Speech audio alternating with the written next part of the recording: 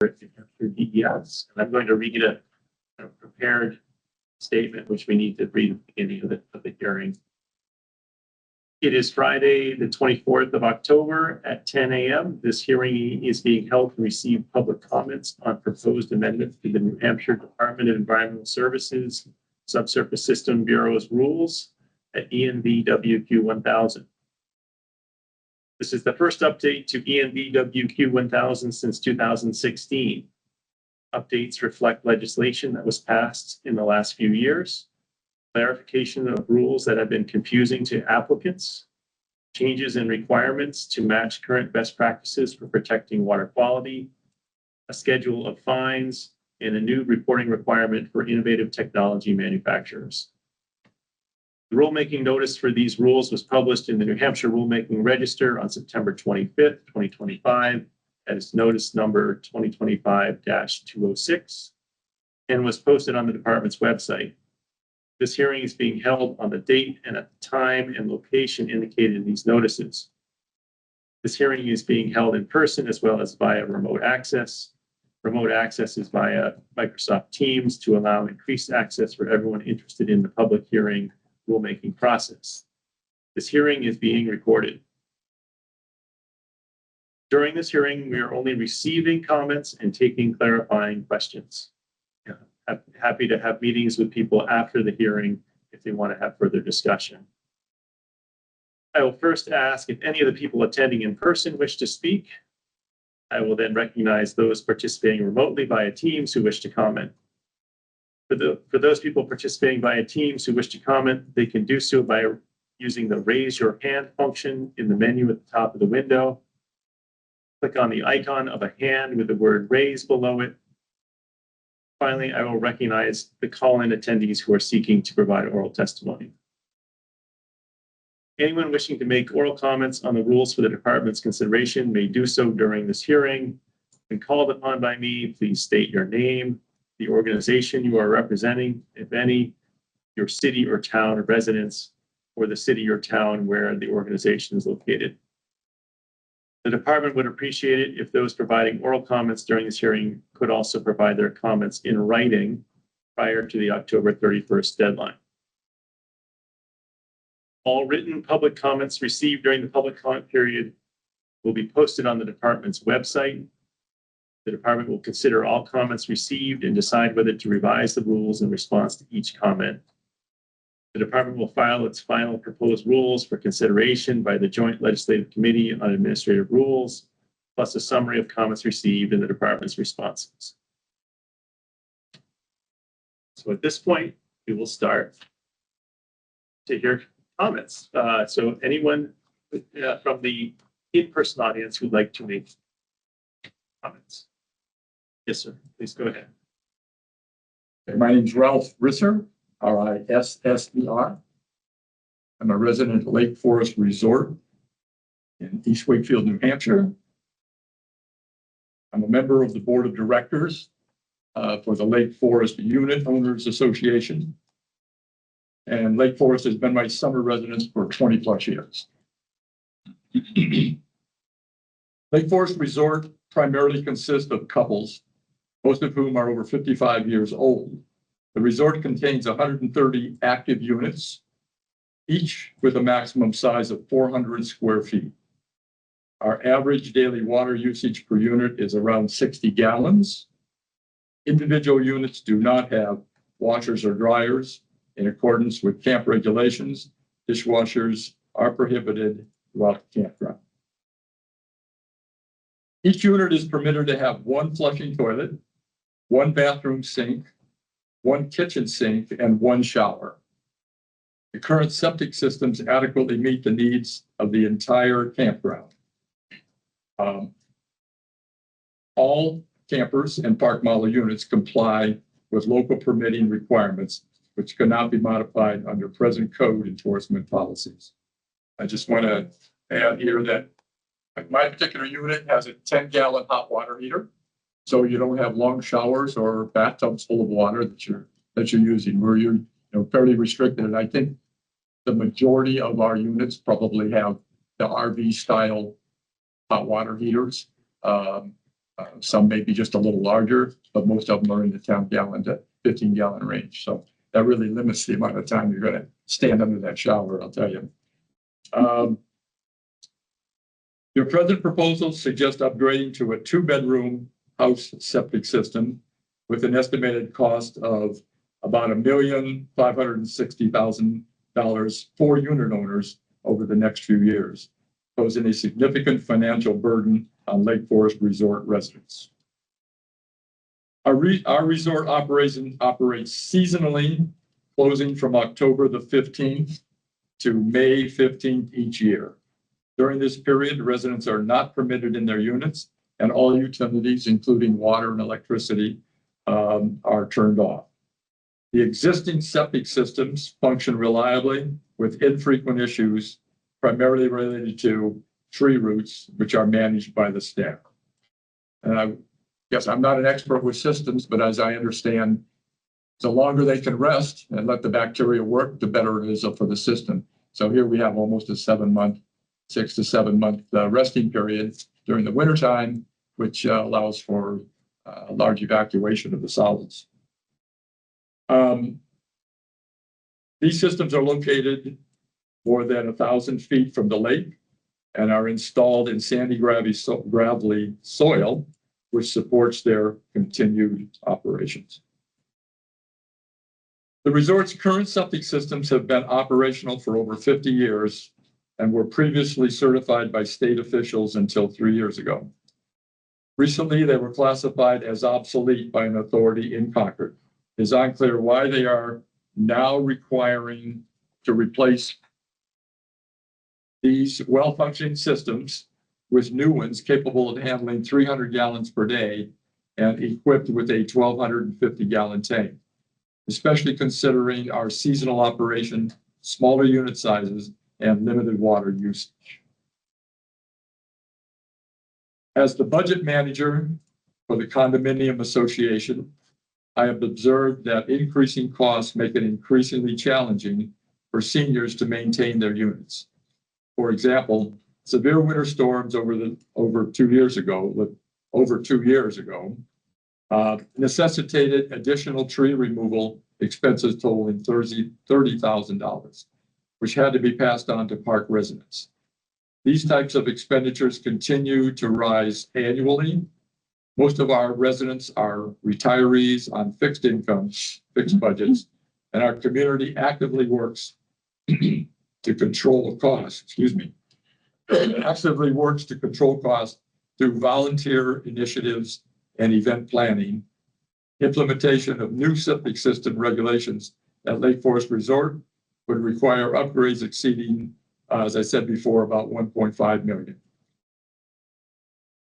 Costs that should inevitably be passed to property owners and seasonal renters, and similar outcomes would be expected for other retirement parks in New Hampshire, operating under the same model, placing a lot of retirees' summer dream homes in jeopardy. Please don't let this happen, particularly since tourism is a major income for New Hampshire, a major industry. If some of these smaller retirement homes were to have to do the same situation, they probably would be forced to close at that kind of a cost. So that's just a personal observation. I respectfully request reconsideration of the proposed ordinance.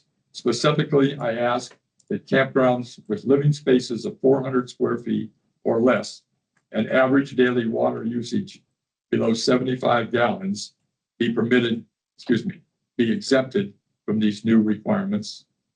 Thank you. Again, Ralph Risser. Thank you, Mr. Risser. Appreciate your comment.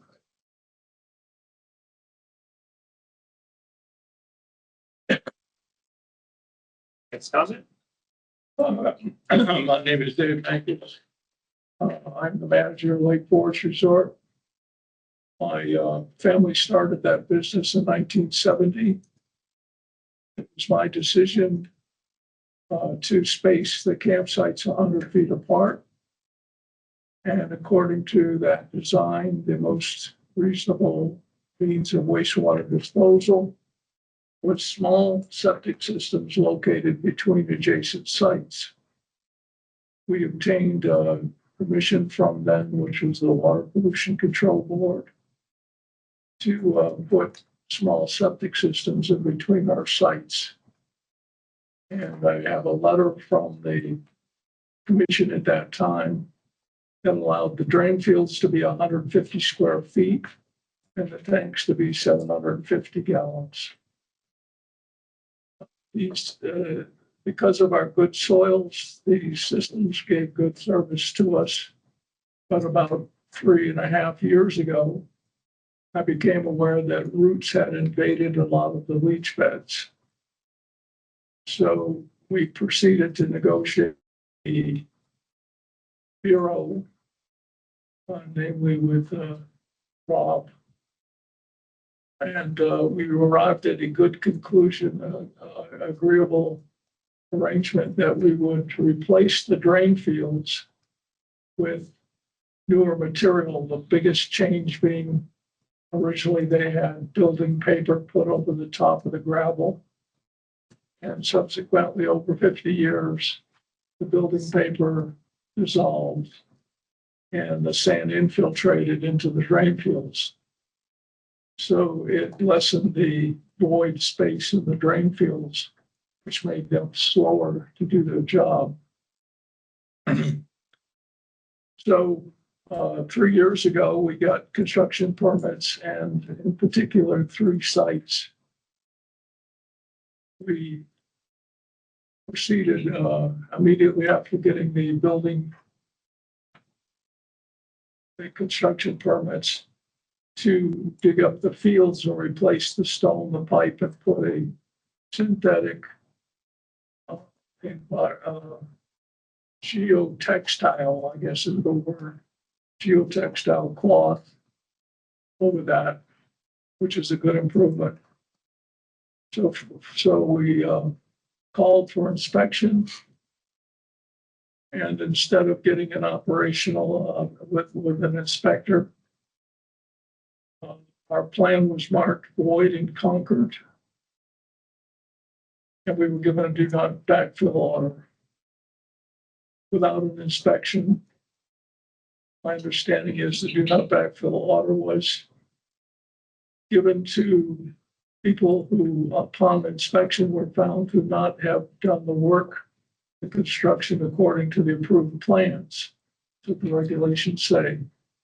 So that couldn't be true if there was no inspection. 3 weeks later, the inspector showed up to look at another system, and he told me that these 3 under consideration were okay. So we were in a number of discussions and emails back and forth, and shifting reasons why we had a do not backfill. Then the issue transferred from the backfill, which I thought was illegal, to a question about me covering them up with a verbal okay from the inspector, which is always the way I've done it. So eventually, in 3 years, the department sent another inspector, and he inspected the tanks, he inspected our work. We used a camera to inspect the systems. And my designer, Tom Canfield, was there. Then concurred with Tom's conclusion that the tanks were fine, the fields were fine, they were built according to the approved plans. And eventually I got a letter from the Bureau saying that they considered them legal. I still haven't received an operational certificate to this day on these 3 systems. That brings us to this new proposal for regulations. It would seem to me, from my position, that nothing we did was illegal, and we could have done it again and again and again, because I had 51 systems to do. My plan was, in preparation for a change of management to my daughter. Generational change in the family business. That we would do 5 in the spring and 5 in the fall. By this time, we'd have them all done. So these rules make it impossible. First one is the change to waivers. That's 101.03 G3 EC waivers. The proposed regulations added the language that says that there will be no waivers, quote, for requirements regarding tank size and bed size. So someone in the Bureau is very happy with the idea that the minimum size for a system is a 1,250 gallon tank in a 400 square foot pipe and stone field. If there's no waivers on that size, it means that any small need, there's no option of having it smaller. So we can't do what was approved and what we had permits for years ago and have proven to work sufficiently under our use. There's been no change in use. So there's a whole series of other changes which basically make it impossible to do anything but a 1,250 gallon tank and a 400 square foot drain field.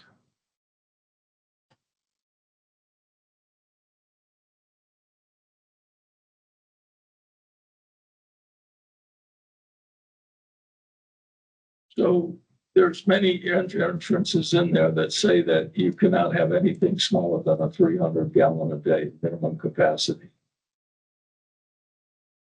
Currently today, I believe the standard is that I can replace a drain field in kind, exactly the way it was built originally.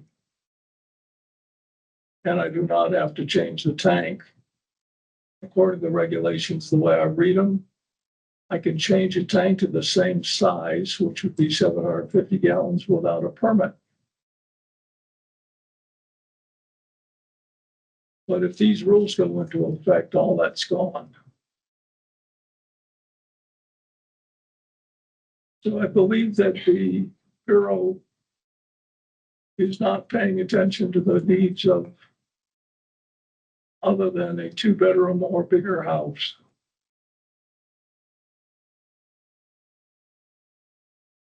I thought about the various places that you need a smaller system. For example, my neighbor brings in an RV every summer on his lakefront property for some relative to use or whoever.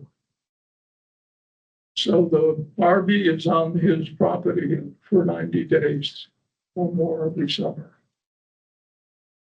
I'm not sure what arrangement he has for the septic system, but if we wanted to build an independent septic system for that RV so it could exist with the water supply and a septic,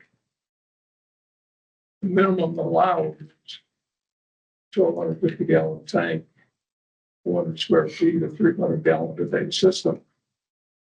I thought about my favorite mechanic that works on my car, has a 6-bay garage. He has a small bathroom with just a toilet and a sink. And I wondered if there was a smaller system that would suit that.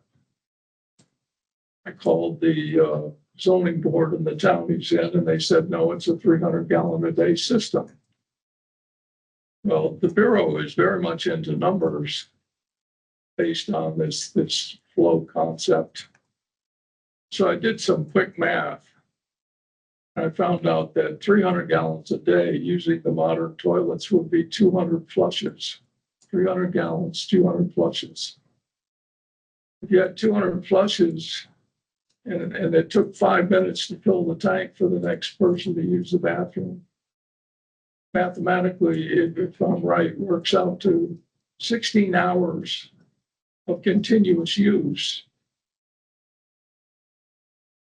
if they have 10 employees, that's six bays, 6 employees, 2 managers and 2 waiting customers waiting for their cars, that'd be 10 people. So there'd be a continual line of these 10 people constantly rotating to wind up using this system and flushing every 5 minutes for 16 hours. It seems to me that there ought to be provisions for less than a 2-bedroom house and 300 gallons a day. But everything in this new proposed regulations, 104.20, when installation of a replacement ISDS is required, the new language in there is minimum tank capacity, Env-Wq 1010. Recreational campgrounds, any site intended for year-round use shall meet 1008.03 for a single-family house. Well, the reality is that every system in the campground would meet the same regulation. On page 6162, 1008.02 system capacity.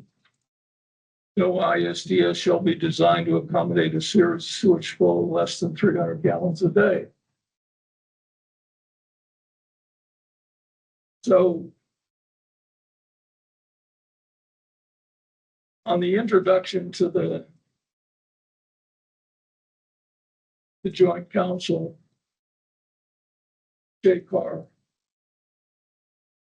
the introduction, it says it says comparison of the cost of proposed rules to the existing rules.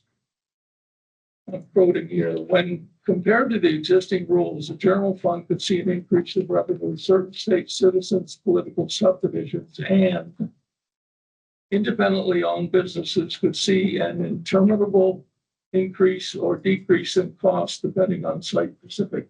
Let's talk about money. I'm a licensed installer. A good friend of mine, Tom Canfield, does my designing and my work.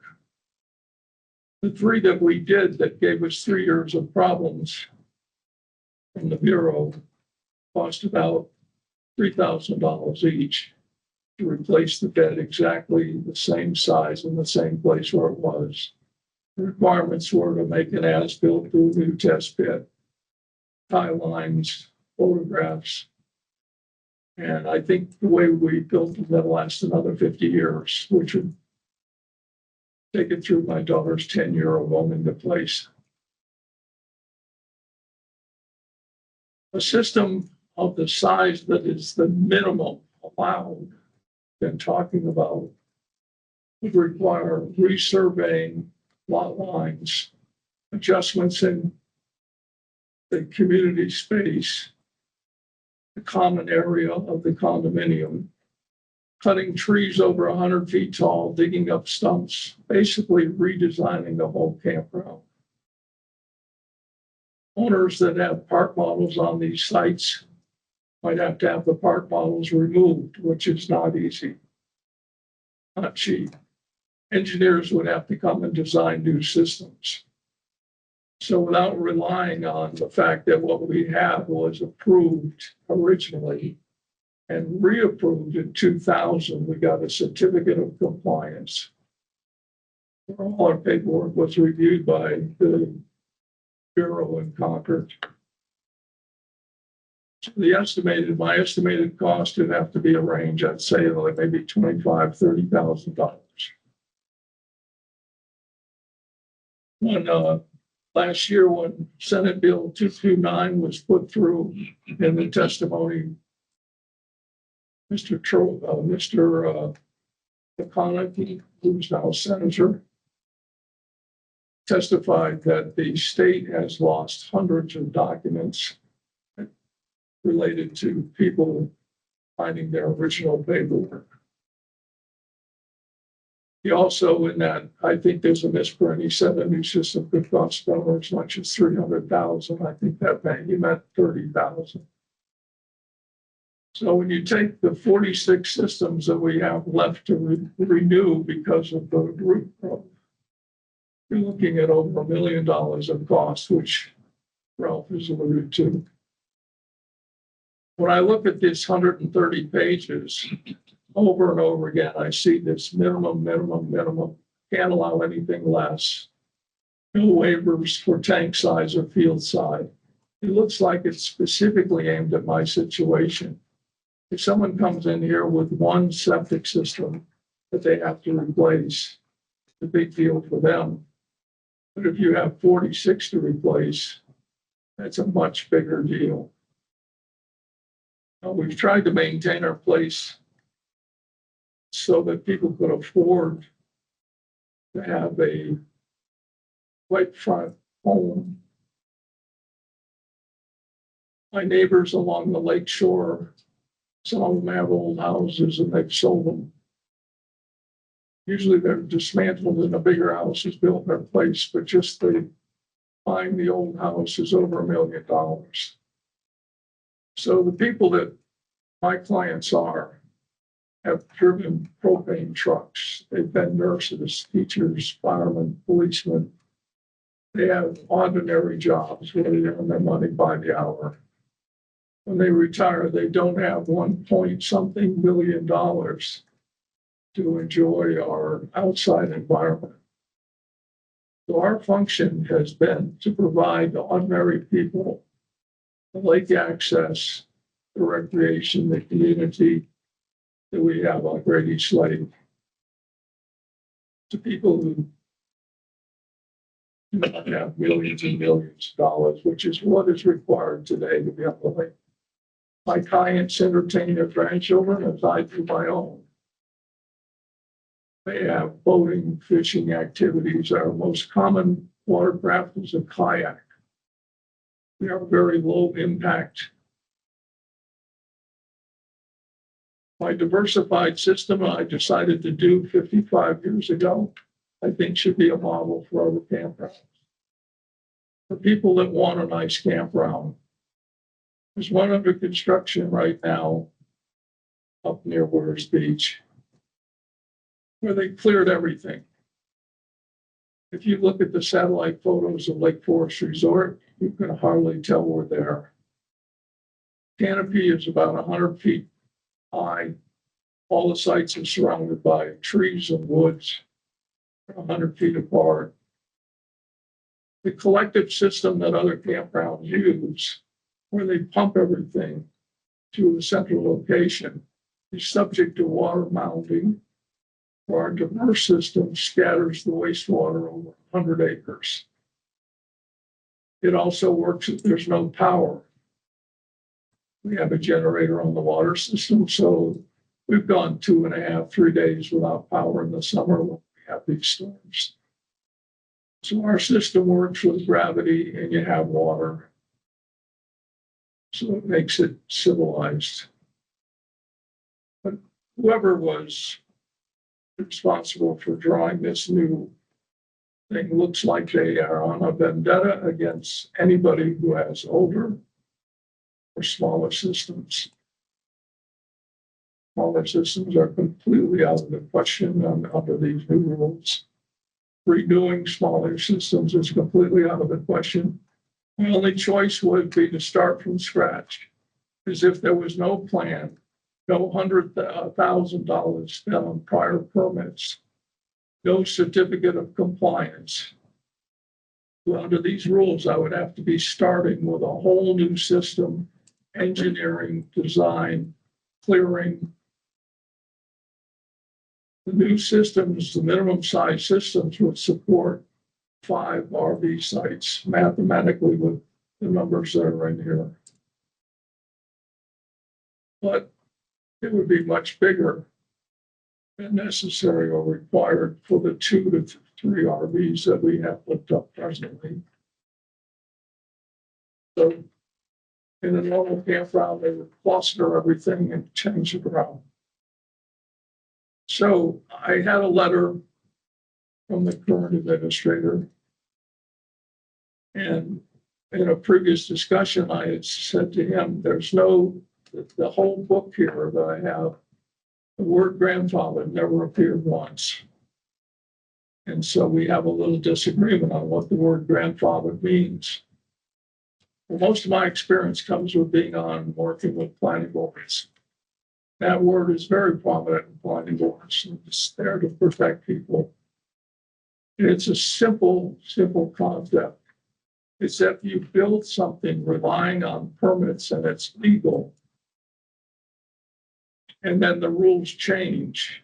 You can't be forced to change what you built. For example, a developer buys a piece of property, he divides it up into 1 acre lots. He wants to sell house lots. If the rules change and the minimum is 2 acre lots, and he's put the infrastructure in the streets in, it's not a paper development anymore, it really exists. So he's grandfathered, and his 1 acre lots are still legal. Otherwise, you'd have to tear up everything and start all over, with streets and everything. We have a regulation about the distance from the reference line, which is lake shore, to the front of your house. In Wakefield, it was 25 feet. Well, the state wanted 75. So eventually Wakefield changed to agree with the state. So if you built your house based on the regulation with a valid permit and you legally built a house 25 feet from the lake, they don't come around and tell you to drag the damn house back to 75 feet. You get that footprint. There's a question for an attorney. The concept of taking comes up a lot. I think in case law, you'll find that permits are property. If you have a footprint 25 feet from the lake, it's worth money because they'll knock down the old house and they'll build a new house 25 feet back from the lake. So the thing you acted on is grandfathered and has a value. If you take away that, if you say, oh, you got to tear the house down because it's 25 feet, you're taking somebody's property without compensation. That's a Fifth Amendment. It's not all about mobsters or anything, right? So if I have valid permits, I think they're still in effect. And I don't recall ever having a notice that my valid permits to have these septic systems were ever withdrawn. In the year 2000, I got the compliance certificate that said that I have 130 legal sites. I think that to change to these rules that make everything one big size for houses, no matter what it is, to me, I think that feels like a taking. I think that my buddy with the mechanic shop would have got along with a 30-gallon-a-day system, not 300. And I think that I can get along with just what's worked fine for 50 years without making it bigger or destroying my campground and bankrupting me and my customers. I think I've said enough. Thank you, Mr. Venkis. Any other comments from people in the room? Yes, go ahead. I don't want to be redundant. There's a lot of things that have already been said. I've been a resident at Lake Forest since. Can you say your name? I'm sorry, Fran Farmer. I've been a resident at Lake Forest since 2013 in some capacity. I think you're beginning to understand that this is a pretty unique place. There are cottages, there are park models in this campground, there are places for people to bring their pull-in campers. Having used the different systems in different places in the park, we've never had any problems with the systems that we've had to use. The park is really well planned out with very large sites, making this a really, really unique place for many of us to live from May to October each year. It's heavily forested, and you've already heard that basically the model of people living there are 50 and older, with either single people living somewhere or couples living somewhere where there's not a lot of water usage like you would get with large families and that kind of thing. I just am finding it hard to believe that these extraordinarily large septic systems would need to be added to replace a system that is and always has been more than adequate for the little amount of residents, a little amount that residents use. Beside the aesthetics of the park being compromised by these large additions, many trees would have to come down, and empty sites, which many of us would rather see residents in, would have to be used for extra space for these septic systems to be put in. And I think you've already heard a lot about the cost. Most of us there are all retired. We love where we live, but it would really make it very difficult for many of us to stay there after. So I would just ask that whoever is making these decisions in the future to be thinking about places like Lake Forest and other campgrounds like this, that our present status could be realized and be kept that way, and that bigger is not better. Thank you. Thank you very much. Other comments from people in the room?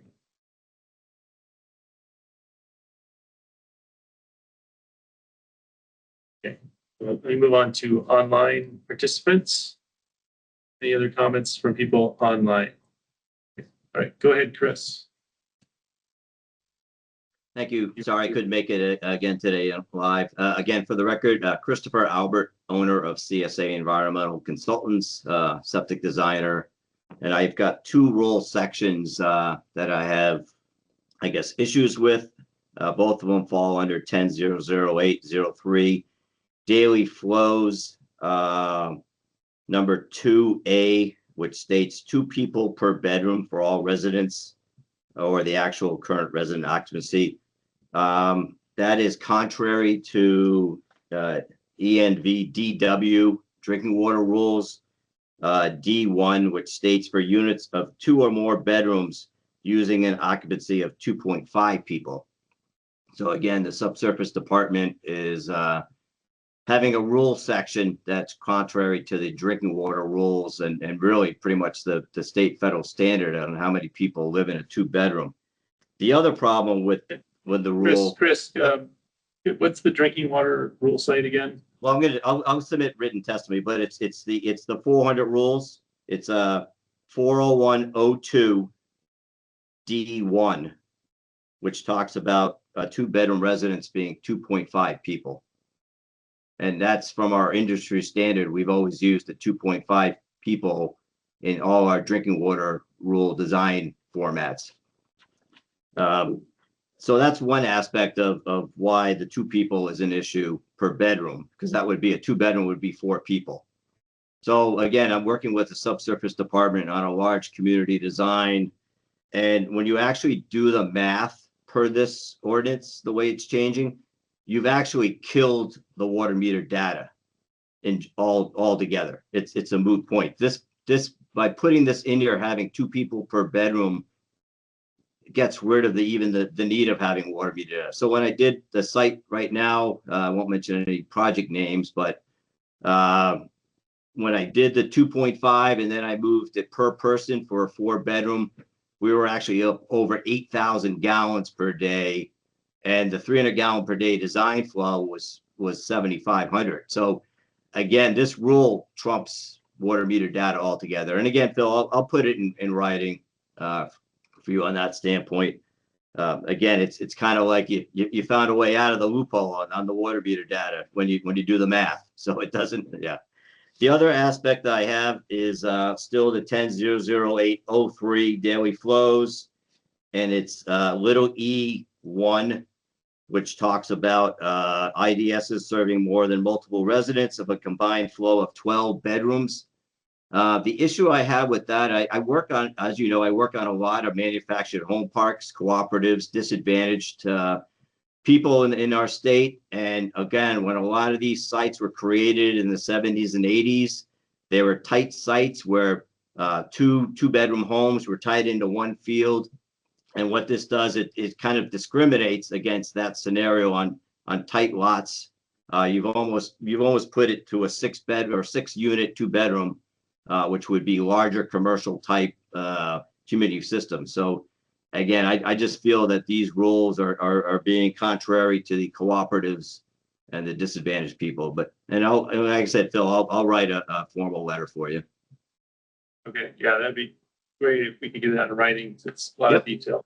Oh yeah, no, it's something that, you know, when the first go around, until you really started to do the math, you didn't really feel it. And now I'm really seeing the effect of what this is going to do. And it's an effect on the manufactured home parks and the disadvantaged communities. So, thank you. Ooh. Any other comments, online participants?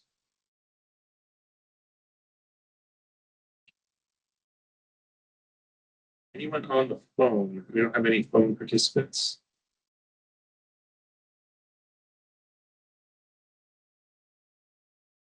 Okay.